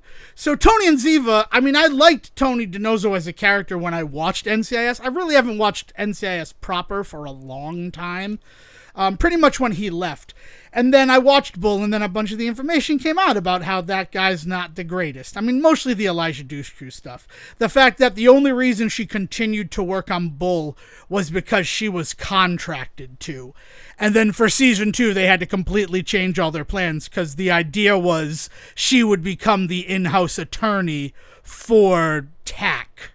Also, reminder that Bull is an adaptation of the early days of Dr. Philip McGraw. So, like, you're just kind of dancing with the devil that whole series.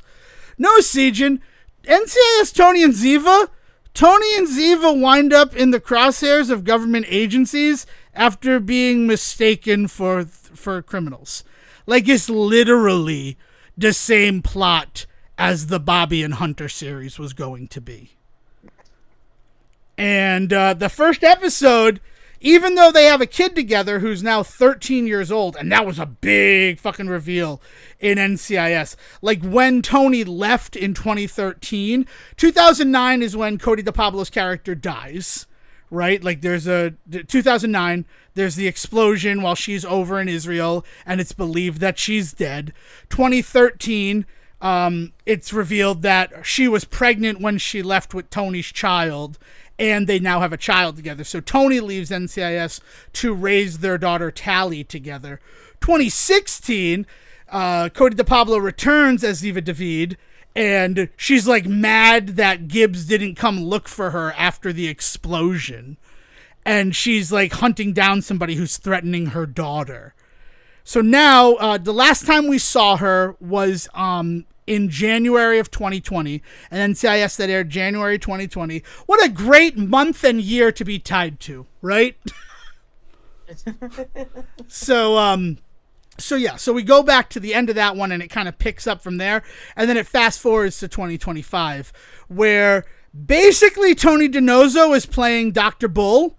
He's like runs a security consultation company in France, and Ziva David is now the headmaster at a language school for diplomats. Like, it's at the embassy, and it's teaching people different languages so that they can communicate better. And the first thing that is that Tony, the bank that, like, Interpol's bank account is hacked in the first 5 minutes of the episode, and it looks like Tony was the one who did it, because he like ran lights to try to stop it. So then when the cops come in and he's deactivating the hack midway through, it kind of looks like they might be responsible, his security agency, for the stealing the money. And then later on in the episode, a hospital is held at ransom unless you transfer the exact amount of money that they did not get from the heist.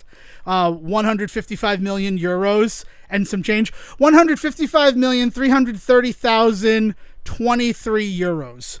That's incredible that that's in my head. Sometimes I scare myself, Siege, and I'm just going to be honest with you.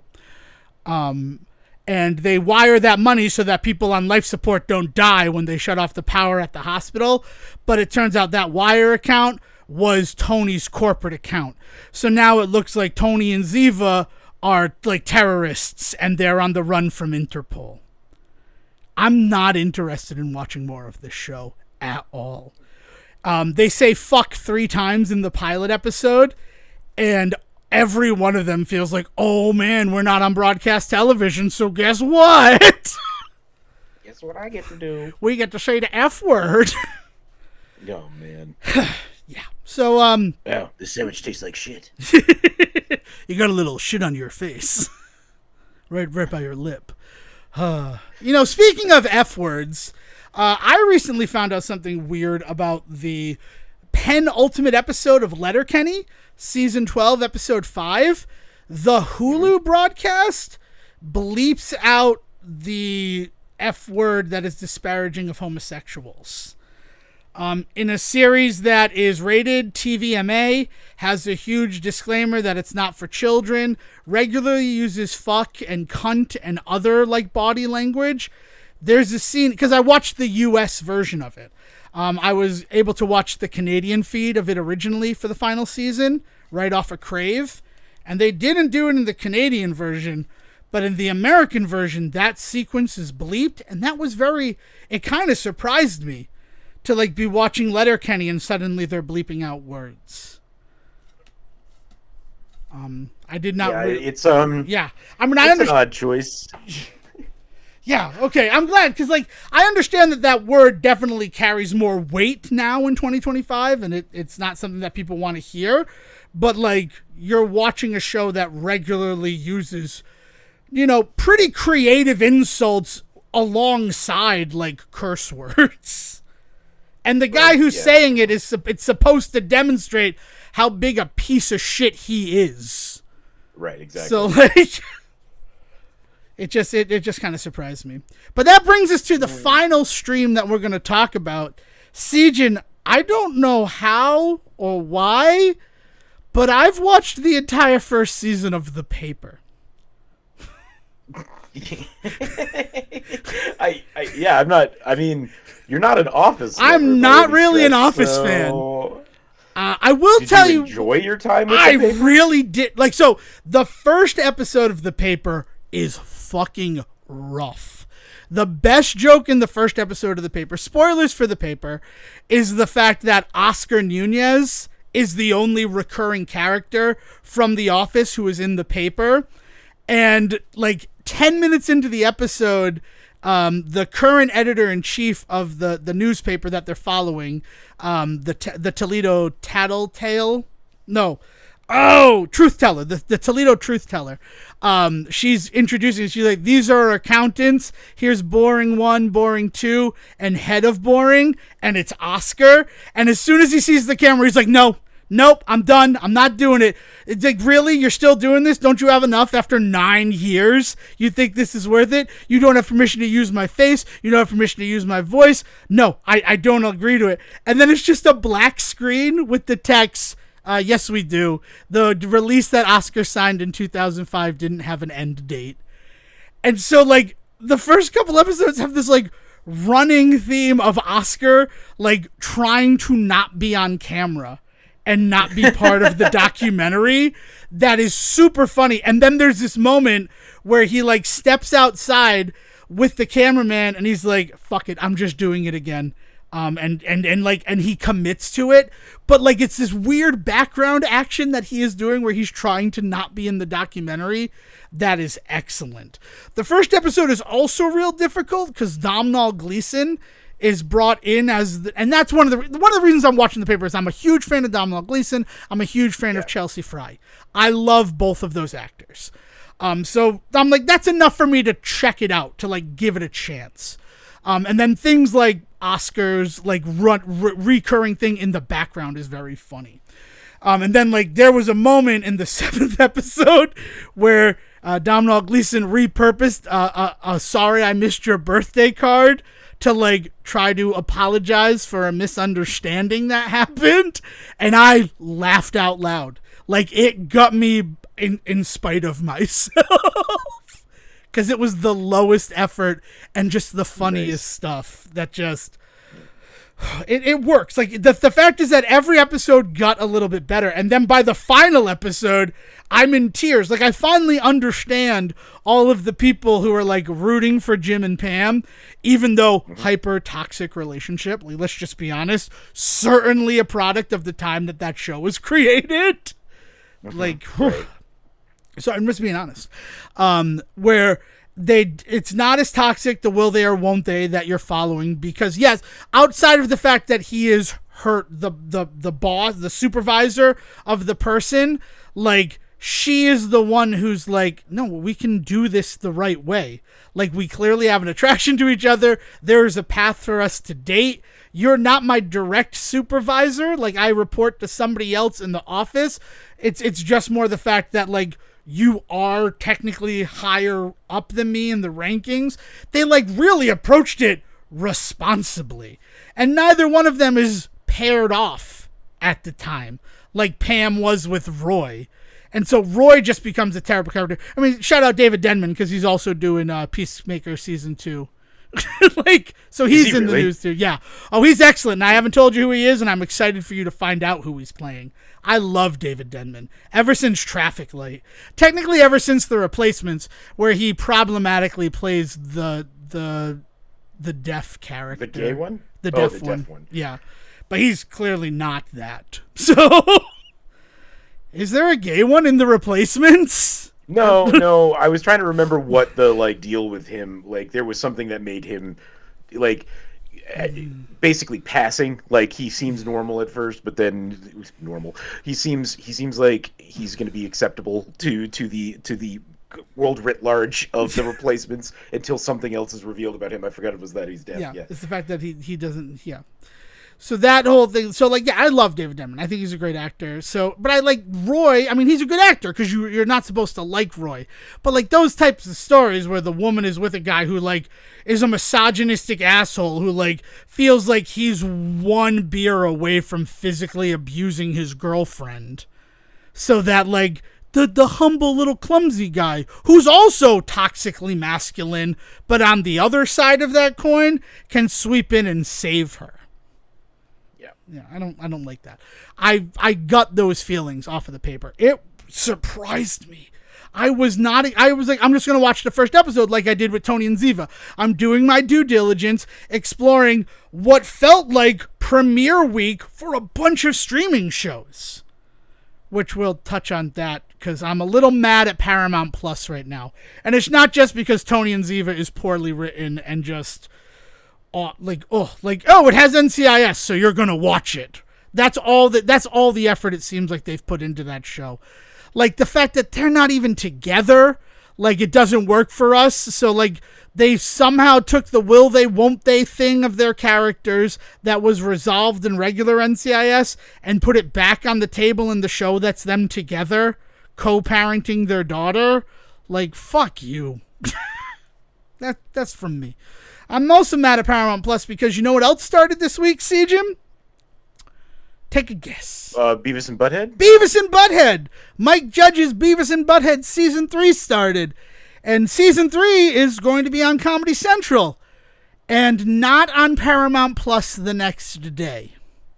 Oh. Which was a kick in the nuts. Right? Bow to the king.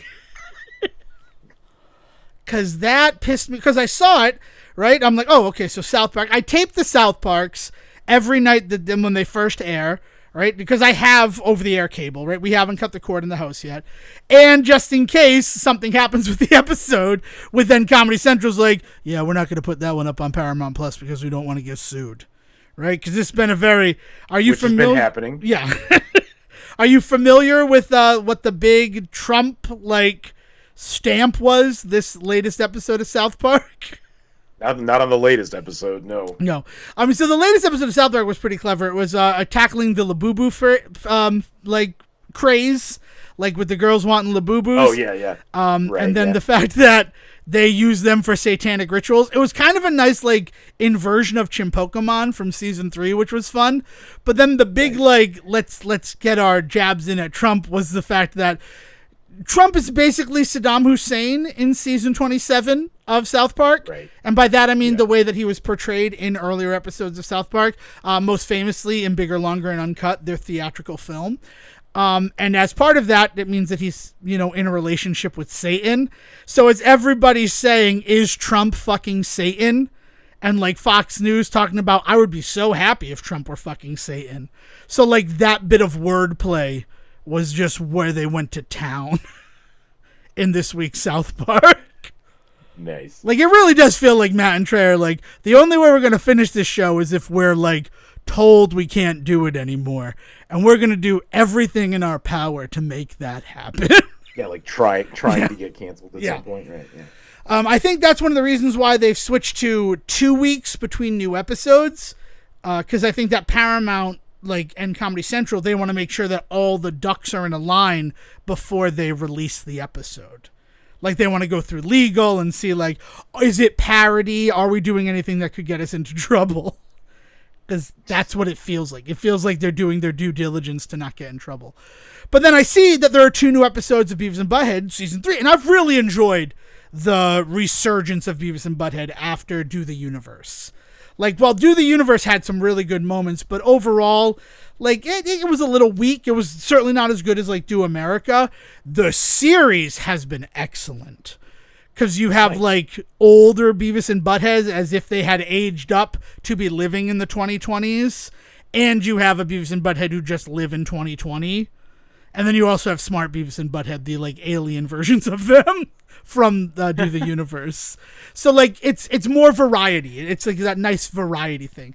And they've done episodes that are just Beavis alone or Butthead alone, which is also nice. Because you don't expect stuff like that. You expect them to always be together. I mean, granted, the whole episode, Butthead's going, where's Beavis? I'm kidding. But it's not a Poochie situation. But I was disappointed when I logged on the next day and there's South Park, but there's no new Beavis and Butthead. And by all accounts, it's going to be 6 months before the 3rd season of Beavis and Butthead is available on Paramount Plus. Weird. And that just, especially since it started as a Paramount Plus original. Yeah, it just seems you can't depend on any of this shit now. Yeah. It sucks, I do. This is not me advocating for cable, but back when cable was king, you at least always fucking knew what channel the show was going to be on. There was the odd chance that a show got moved to a different channel when one was like done with it, but that was rare, and it was the whole show was moving. Like, this is just fucking ridiculous. I was just actually just losing my shit because I didn't realize that the MTV VMAs are just on CBS now. Yep. Which tracks. I mean, let's just face the fact that, like, Paramount is the studio that owns Viacom, or Paramount owns Viacom, which is MTV and CBS. They're all owned by the same thing. So the fact that they're putting it onto a network that will have a better chance of people seeing it, like, I get that from a marketing standpoint, but, like, what the fuck? Mm-hmm. Like, but I think, is MTV covered by everybody anymore? Like, that's the really scary thing about cable, is that, like, channels are dying left and right on cable now. MTV. I think MTV is still basically just ridiculousness 24/7. But as far as I know, they're still going. Yeah.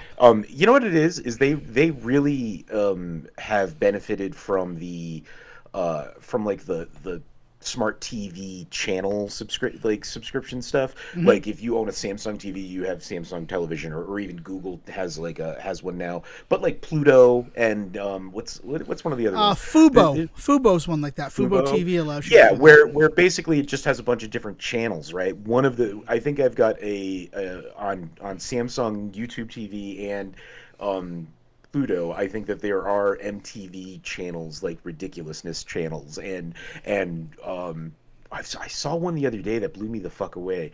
The Osbournes has their own channel, the old Ozzy Osbourne show. Yeah, which that's on Amazon Prime as well, and that saw a huge resurgence in numbers when Ozzy passed away. R.I.P. Yeah. By the way, like. Yeah. Yeah, it's just it is, and that's the thing, because like cable, before you got cable and you kind of got everything, and then they came up with the package idea, and it's the idea of like, well, you want the sports package, but do you want the entertainment package that includes Cartoon Network? And that, like, Cartoon Network is dead by all accounts, right? Also, Nelvana closing up shop this past week, kind of crazy, right? I mean, all those shows, like, who owns all that Nelvana animation? Probably the people who did it, right? But I don't want it to be like what happened with Deke when Deke closed their doors. And now, like, it's impossible to get Deke shows on DVD or streaming because just nobody's 100% sure who has the licenses. Right. So, it's a weird time for creative stuff. Is just the safest way to say anything about it. And I don't know. But I was really kind of bummed about the Beavis and Butthead, because I certainly don't have Paramount Plus just for Beavis and Butthead, but there are plenty of people I know who do, and that's just like, that's a kick in the nuts. There's no better way to put it. Like, imagine if you got it if Frasier Boston hadn't got canceled after 2 seasons, and then Frasier Boston was doing so well on Paramount Plus that they're like, we're going to make it exclusive to CBS now, and it'll go up on Paramount Plus in the summer after we air Frasier Boston. Like, you'd feel betrayed.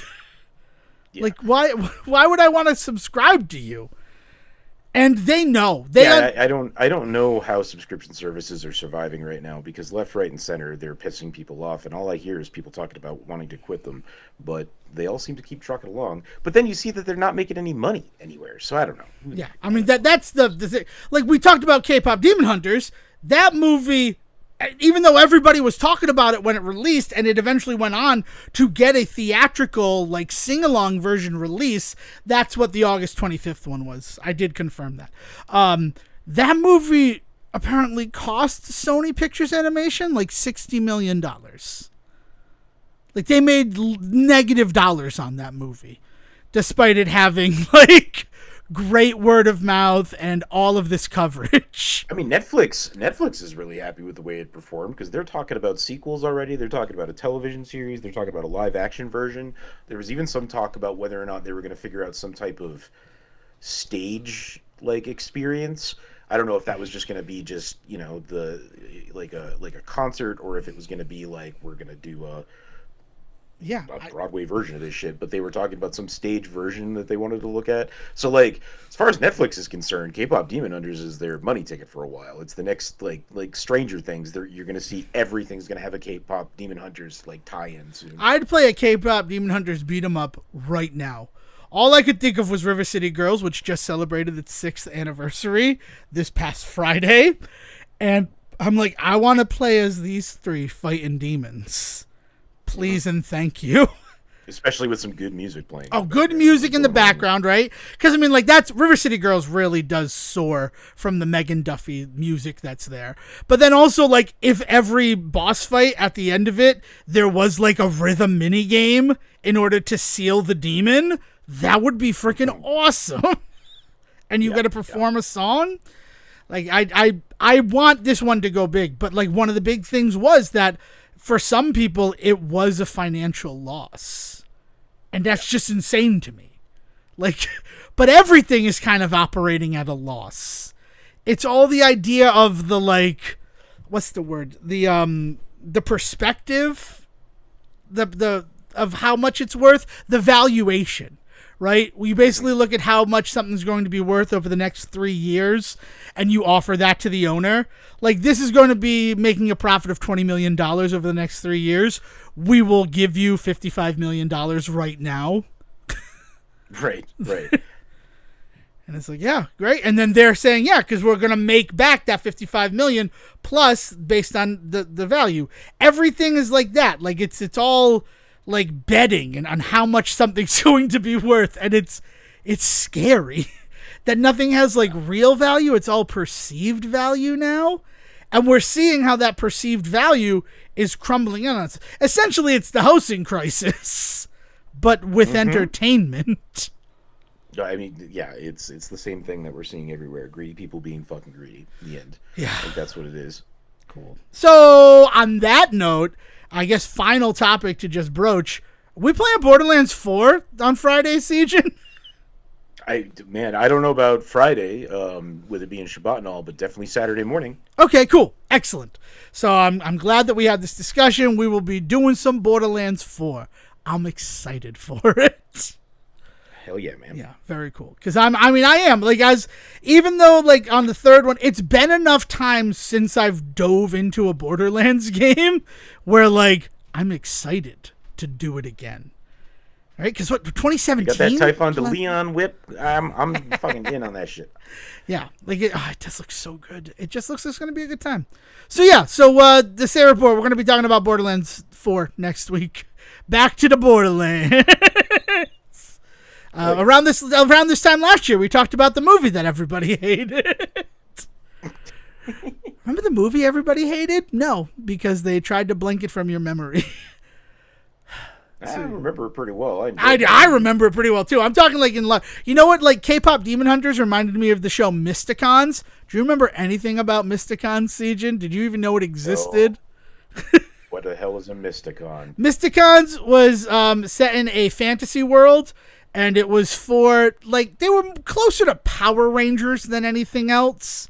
For women who could become these, like, superpowered forms, and they all rode on griffins, and they fought against, like, basically Skeletor in their world. And then the reveal that one of them was a princess from the beginning, but then a reveal that another one of the team was, like, the long-lost princess of the kingdom and everything. Like, just really good 4 seasons Nickelodeon original, kind of like the companion piece to Teenage Mutant Ninja Turtles 2012, to like for like the girls. Back when like we have boy shows, we have girl shows, sort of like Winx or Witch. And there's one other one I can't remember the name of, and it was just like really good. And I'm like, man, that show, nobody remembers that show. No, I mean, there's a lively audience still for Winx that you bring up. Yeah, funny enough, but yeah, I don't. Mysticons. I have all the Mysticons like action figures, and that's because Toys R Us had them on clearance for $1 a piece.